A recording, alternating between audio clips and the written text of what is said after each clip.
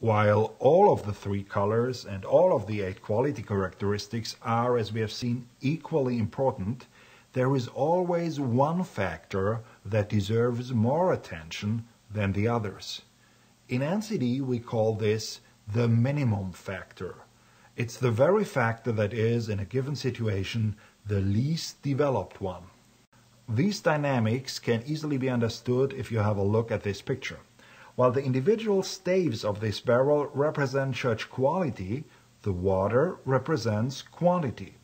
It can be seen that the barrel can only hold as much water as the least developed stave permits.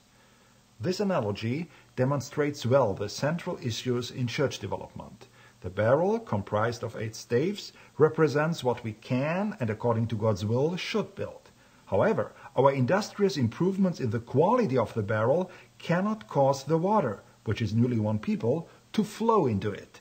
If God doesn't send water, even the finest barrel will stay dry.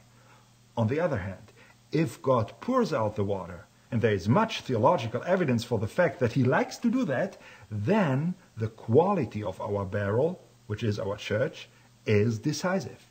The quality of the barrel determines how much water it can hold. In NCD, the minimum factor approach plays a crucial role in the diagnostic process.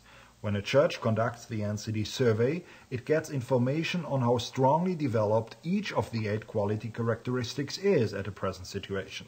Such a profile communicates a lot of details that can be eye-opening.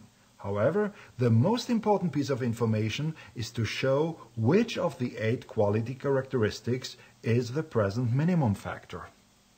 The second area where the minimum factor strategy applies is a 3-color diagnosis. It helps the church discover on which color zone it should focus in order to reflect all of God's love more completely than before. In other words, the goal of the minimum factor strategy is a spiritual one, helping believers become transformed into the image that God has in mind for them. As any church, even the best in the world, always has one factor that is weaker developed than the others, it is the constant challenge to identify this factor and to focus your energies on it. In the past, a number of people have misunderstood the minimum factor approach as a mere management technique, but there is more behind it. The minimum factor approach is the logical consequence of striving for spiritual balance. The attempt to apply a maximum factor approach to all areas of life undermines the goal of spiritual balance. But without balance, there is no health. And without health, we cannot expect growth. In other words, if we want to experience growth, we have no choice but to face that which we are most tempted to flee.